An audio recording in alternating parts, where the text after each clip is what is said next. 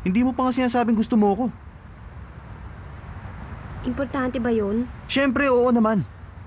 Okay ba'y mabuhay ka sa mundo at wala man lang nagkagusto sa'yo?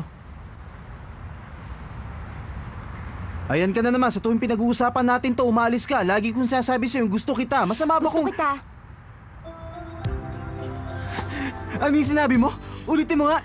Nasabi ko na ikaw itong mahinang pandinig. Pabigla-bigla ka naman kasi magsalita, hindi ko talaga narinig. Bakit ba ayaw mo pang ulitin? Nakakainis ka talaga. Ayoko nga. Kasalanan ko ba kung hindi mo narinig? Basta hindi ko na ulitin. Hindi ko nga narinig. Sige na, sabihin mo na. Hindi na! Sanchay!